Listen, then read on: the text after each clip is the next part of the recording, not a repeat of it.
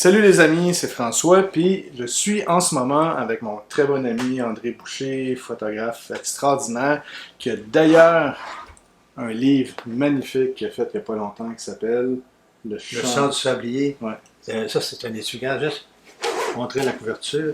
La nouvelle édition, une édition de tête, 30 copies seulement pour les collectionneurs.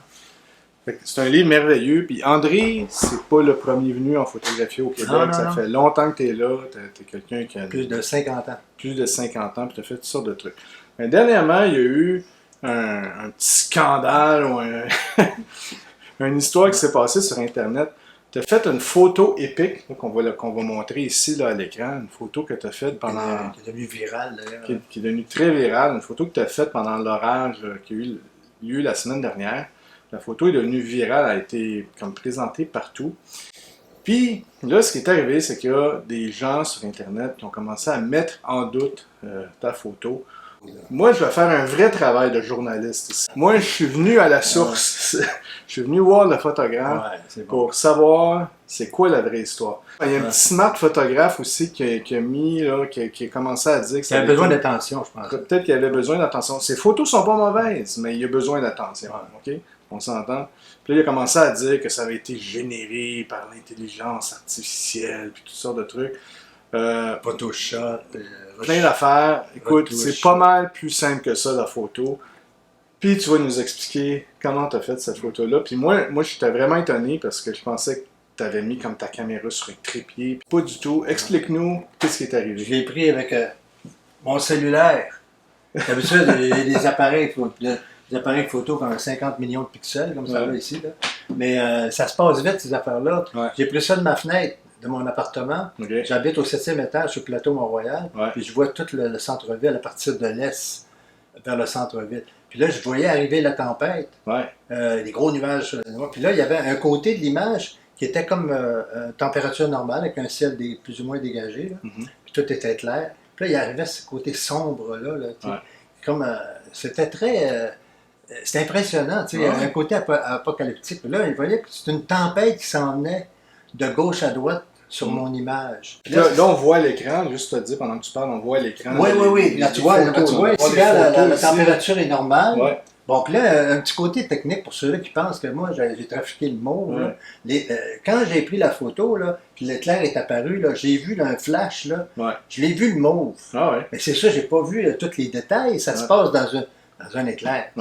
Fraction de seconde. Mais moi, je suis habitué à faire des photos à un moment privilégié. Moi, j'ai une réputation d'un photographe qui n'altère pas ses photos. J'ai été photojournaliste dans les années 70 au quotidien Le Soleil. Puis j'ai travaillé 7 ans là. Puis on avait un code de déontologie, on avait un éthique. On n'altère pas les photos. Tous les photographes, toi, moi, on travaille nos photos comme dans le temps qu'on faisait de la photo argentique dans le bassin.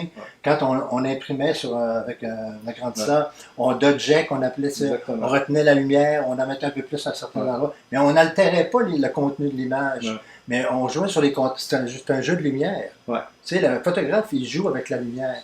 Fait que c'est tout ce que j'ai fait. Il n'y a pas d'altération, là. Il y a juste une amélioration. Il n'y a pas eu d'ajout de nuages, puis de couleurs. En photographie, en argentique, on dirait j'ai dodgé cette partie-là. J'ai retenu la lumière. Puis j'ai foncé un peu en bas ici pour donner justement cet effet de 3 dimensions. Puis l'autre affaire, le mauve, le fameux mauve. Mais moi j'ai été avec ma théorie de la balance de blanc. C'est ça. La photographie, la balance de blanc, c'est des degrés Kelvin. Anciennement, on ne s'occupe plus de ça, c'est tout automatique aujourd'hui. Mais nous, moi j'étais formé dans les années 70. Puis quand on faisait de la photographie couleur, c'était compliqué, il fallait mettre des filtres.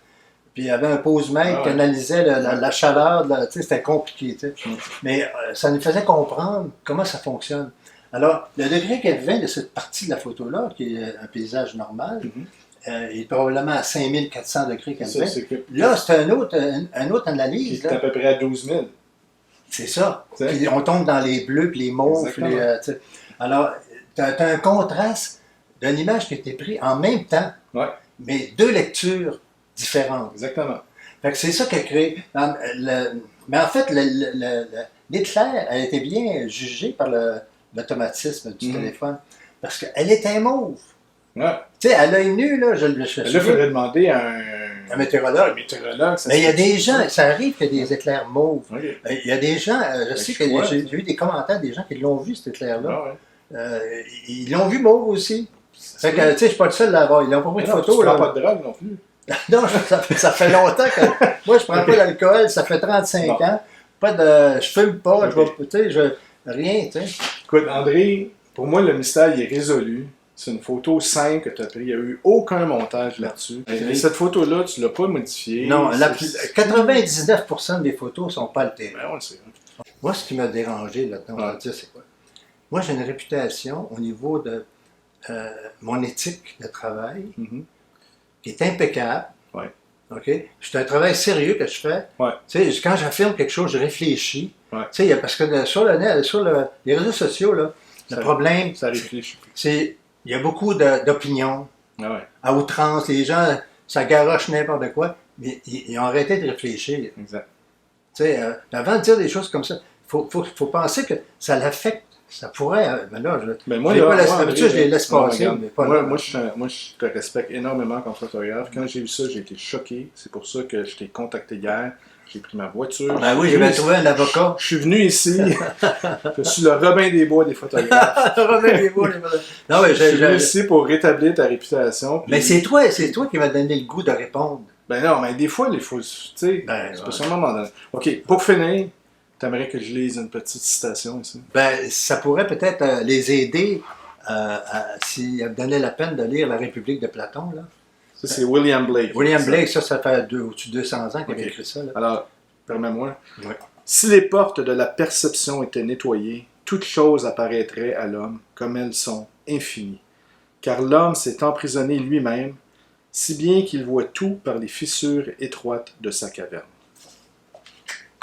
Ça dit tout, hein? Ouais, ça dit tout, hein? Je te remercie. Hey, merci, mon ami. Justice Puis, sera rendue. Le Robin des Bois, la photo. Passe un bon retour en Chine. Merci. Mais j'espère qu'un jour, je vais aller te visiter. J'espère. Parce que j'adorerais aller faire une excursion photographique avec toi là-bas. On va organiser ça. Ouais. OK? C'est bon. OK, cool. Merci. OK, merci, François.